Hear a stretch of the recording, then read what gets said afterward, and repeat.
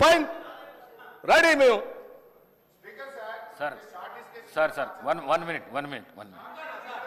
One minute Harish Rao garu, మీరు అడిగిన ప్రశ్నకు కరెక్ట్గా మీరు అడిగితే ఈ డైవర్షన్స్ కావు. ఈ డైవర్షన్స్ అయితే 1 అవర్ లోపల నీకు 10 క్వశ్చన్స్ ఏడాగా కంప్లీట్ అవుతాయి. దయచేసి మీరు వేరే దానికి పోకుండా క్వశ్చన్కు సంబంధిత ప్రశ్నలే అడగండి మీరు, దయచేసి ప్లీజ్. హరీష్ రావు గారు. స్పీకర్ సార్, మాకు మాత్రమే నీతులు చెప్తారు, అటువైపు ఎందుకు చెప్పారు సార్? అదే మీరు ఇప్పుడు వారు మొత్తం రాజకీయ ఉపన్యాసం చేయొచ్చు, రాజకీయం అంతా మాట్లాడొచ్చు. నేను I was confined to the subject sir, నేను డీవియేట్ కాలేదు. దయచేసి మీరు మా హక్కులను కాపాడాలి సార్.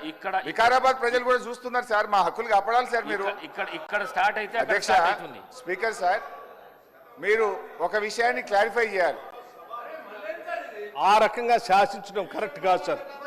అధ్యక్ష, నాకు హరీష్ రావు గారి మీద చాలా హరీష్ రావు గారి మీద చాలా గౌరవం ఉంది అధ్యక్ష. వారు సీనియర్ సభ్యులు, గతంలో 10 ఏళ్ళు ఉన్నారు, అంతకుముందు కూడా ఉమ్మడి రాష్ట్రంలో ఉన్నారు, ఇప్పుడు కూడా ఉన్నారు అధ్యక్ష. వారు మాట్లాడితే పదే అసలు సభాపతి అన్నా సభా స్థానం అన్నా గౌరవం లేకుండా వాళ్ళు మాట్లాడుతుంటే ఎట్లా అధ్యక్ష? నిన్న అధ్యక్ష నేను చూశాను, బీఎస్సీ సమావేశం జరిగేటప్పుడు అధ్యక్ష వీళ్ళు చేసింది ఏంది, బీఎస్సీ సమావేశం జరిగేటప్పుడు నిన్న కూడా నిరసన చెప్పిపోయారు అధ్యక్ష. నేను అందుకే చెప్తాను, బీఎస్సీ సమావేశం జరుగుతూ ఉంది. 10 ఏళ్ళు బీఎస్సీలో ఏం చేసావు అధ్యక్ష? మీకు సభకి రాష్ట్ర ప్రజలకు కూడా తెలియాలి ఏం చేసావు అధ్యక్ష.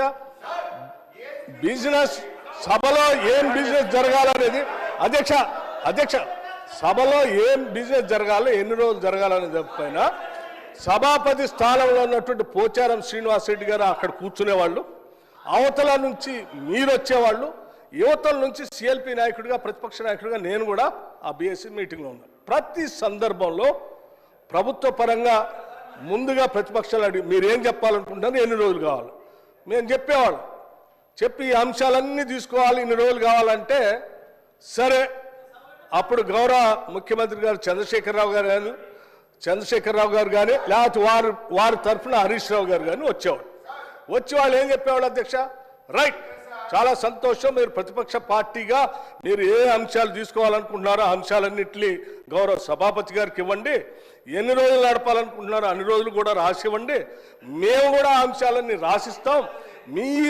మిగతా ప్రతిపక్షాలకు సంబంధించిన వాళ్ళు అందరూ వారికి ఇచ్చిన తర్వాత వారు పరిశీలన చేసి ఏ అంశాలు తీసుకోవాలి, ఎన్ని రోజులు నడపాలని నిర్ణయం చేస్తారో సభాపతి గారికి ఒప్పచెప్దామని లేచి వచ్చేవాళ్ళం. లేదు నేను ఎక్కడ చెప్పాలంటే లేదు అట్లా కరెక్ట్ కాదు, సభాపతి గారు రాసిచ్చాం, వారే నిర్ణయం చేస్తారు, మనం అంతా సభ వారు చెప్పినట్టు నడవాలని ఫైన్ అని చెప్పి 10 ఏళ్ళు అదే నడిపాం అధ్యక్ష. కానీ నిన్న మాత్రం ప్రసాద్ కుమార్ గారు సభాపతి స్థానంలో ఉంది, మేము కూడా అదే ప్రొసీజర్ని ఫాలో అవుదాం, మీరు రాసి ఇవ్వండి మేము రాసిస్తామని అంటే లేదు ఇప్పుడు ప్రసాద్ కుమార్ గారు సభాపతి గారు నిర్ణయం చేయడానికి లేదు, మీరు ఇప్పుడే చెప్పాలను. అధ్యక్ష, సభాపతి స్థానం అప్పుడు అదే ఇప్పుడు అదే. అప్పుడు పోచారం శ్రీనివాసరెడ్డి గారు ఉన్నారు, ఇప్పుడు ప్రసాద్ కుమార్ గారు ఉన్నారు. సభాపతి స్థానం ఏం మారలేదు అధ్యక్ష, మనుషులు మాత్రమే మారారు. పోచారం శ్రీనివాసరెడ్డి గారు ఉన్నప్పుడు ఏ నిబంధనలు అయితే పాటిస్తున్నామో ప్రసాద్ కుమార్ గారు ఉన్నప్పుడు కూడా అదే నిబంధనలు పాటించాలి కదా. ఎందుకు మీరు దాన్ని వదిలేసి లేచి బీఎస్సీలో సభాపతిని మొత్తం అందరిని అవమానించేటట్టు కాగితాలు పడేసి బయటకు వెళ్తారు అధ్యక్ష? ఇదేనా సభాపతి స్థానానికి మీరు ఇచ్చే గౌరవం? ఏం ప్రసాద్ కుమార్ గారు స్పీకర్ కాదా? మనం 10 ఏళ్ళు పాటించింది మనం ఎందుకు పాటించట్లే? వీళ్ళు మాట్లాడితే లేచి సభాపతి మీద అటాక్ చేయడం కోసం ప్రయత్నం చేస్తారు, ఇది కరెక్ట్ కాదు అధ్యక్ష. సభాపతి మీరు పదే బతిలాడారు అధ్యక్ష, కూర్చోండి దయచేసి ఆ ప్లే కార్డ్స్ పట్టుకొని రావటం కరెక్ట్ కాదు, అవన్నీ మా మార్షల్స్కి హ్యాండ్ ఓవర్ చేయండి, నా దగ్గర తీసుకొని వస్తారంటే హ్యాండ్ ఓవర్ చేయకపోగా ఆ కాగితాలన్నీ పట్టుకొని ఏడుకొచ్చేది ఆ సభాపతి స్థానం మీద ఎగరటానికి పోతా ఉన్నారు హరీష్ రావు గారు. ఎక్కడ నియమం అధ్యక్ష ఇది కరెక్ట్ కాదు అధ్యక్ష. సభాపతి స్థానంలో ఉన్నటువంటి మిమ్మల్ని సభలో ఉన్నటువంటి వాళ్ళందరూ గౌరవించాల్సిందే, సభ నిబంధనల నియమాల ప్రకారం నడుచుకోవాల్సిందే. మేము ఈ నిబంధనలకు అతీతంగా మేము రాచరిక వ్యవస్థలో మేము పోతాం, మేము శాసించినట్టే సభ నడవాలంటే కుదరదు అధ్యక్ష, అది కరెక్ట్ కాదు. దీనికి ఒక రూల్స్ బుక్ ఉంది, ఆ బుక్ ప్రకారం నడవాల్సిందే. హరీష్ రావు గారు మీరు మాట్లాడుతూ వికారాబాద్ ప్రజలు చూస్తున్నారు అన్నారు. వికారాబాద్ ప్రజలు కాదు, రాష్ట్ర ప్రజలు, దేశ ప్రజలు, ప్రపంచ ప్రజలంతా చూస్తున్నారు. ఒక్క వికారాబాదే కాదు. దయచేసి ప్లీజ్. సార్ ఇప్పుడు ఒక విషయం, అవును, ఈ సభ జరుగుతున్న తీరును రాష్ట్ర ప్రజలు, సిద్దిపేట ప్రజలు, వికారాబాద్ ప్రజలు, దేశ ప్రజలు అందరూ చూస్తున్నారు. సభలో జరుగుతున్న తీరును ప్రజలు గమనిస్తున్నారు. రైట్.